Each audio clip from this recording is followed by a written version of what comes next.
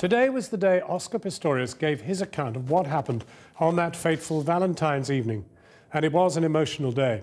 The athlete broke down in tears as he described the moment he realised he'd shot his girlfriend, Reeva Steenkamp. That's the moment that everything changed, he told his murder trial. The Olympian described being overcome with fear when he heard that what he thought was a burglar was in his bathroom. We can go live now to Debora Patta in Johannesburg. Deborah.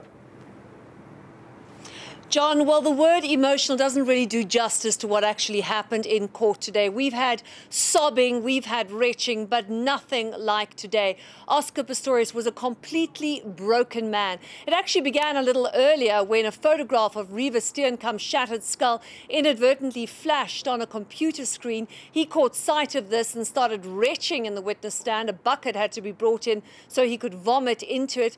And then there was the sight of Oscar Pistorius on his stumps in a rather calculated move. The defence asked him to remove his prosthetic legs and stand in front of the bathroom door that he shot Reeva Steenkamp through. This was a very moving sight. It may have been calculated, but it worked. Watching him hobbling around the courtroom on his stumps, almost half his usual height. But it was when he spoke about what happened to Reeva Steenkamp that night that he really came undone. Here's this report from Jane Dodge. It was crunch time today for Oscar Pistorius. He still had time to greet a supporter, but this was, in effect, the most important day of his life. His first opportunity to explain in detail why he'd shot dead his girlfriend. Only those in court could watch him give evidence. He's chosen to speak off camera. He claimed in the early hours of Valentine's Day last year, he thought someone was breaking into his flat. My lady, that's the moment that everything changed. I thought that there was a burglar that was gaining entry into my home. And the first thing that ran through my mind was that I needed to arm myself, that I needed to protect Reeva and that I needed to get my gun. Just as I left my bed, I whispered for Reeva to get down and phone the police. He said he was besotted with Reeva Steenkamp, possibly keener than she was on him.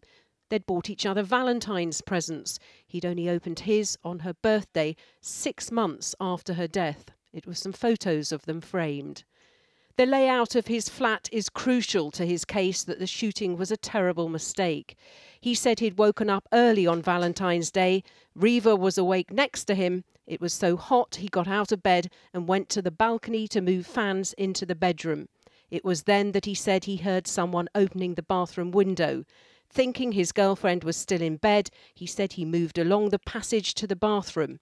Reeva's mother put her head in her hands as he described what happened next. And then I heard a noise from inside the toilet, what I perceived to be somebody coming out of the toilet. Before I knew it, I'd fired 4 shots at the door. My ears were ringing, I couldn't hear anything. So I shouted, I kept on shouting for Reeva to phone the police. His sister Amy was tearful as her brother explained how he'd gone back to the bedroom, feeling in the darkness for Reeva. I think it was at that point, my lady, that it first dawned upon me that it could be Reeva that was in the bathroom or in the toilet. I jumped out off the other side of the bed and I ran my hand along the curtains to see that she wasn't hiding behind the curtain. He said he then used a cricket bat, shown here in evidence, to break down the toilet door. I flung the door open, I threw it open, and I sat over Reeva and I cried. And I don't know how long I was there for.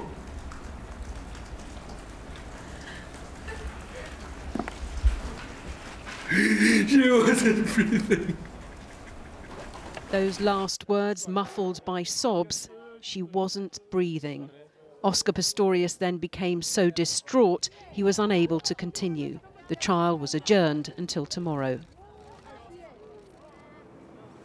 Now, you could hear Oscar Pistorius sobbing there, but you couldn't see what we saw. It was almost primal.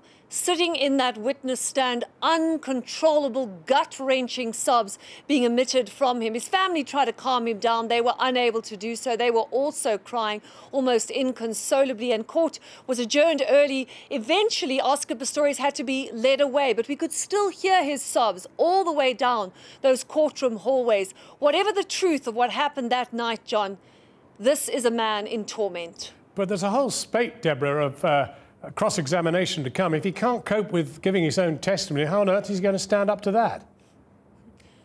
Well, that is a very good point. One wonders indeed. Harry Nell, the public prosecutor, will be merciless. He will come out punching hard. He won't stand for any of those tears. And I think Oscar Pistorius is simply going to crumble under that extreme cross-examination. It's very interesting that Pistorius has spent his entire life fighting the odds, turning disadvantage into advantage, the fastest man with no legs, the very words used to describe him, almost like a superhero with superpowers. And yet, in the most bitter of ironies, he now wants to portray himself as a victim. There he was in court, sobbing uncontrollably and at one point hobbling around on his stumps, John. Debora Patta in Pretoria.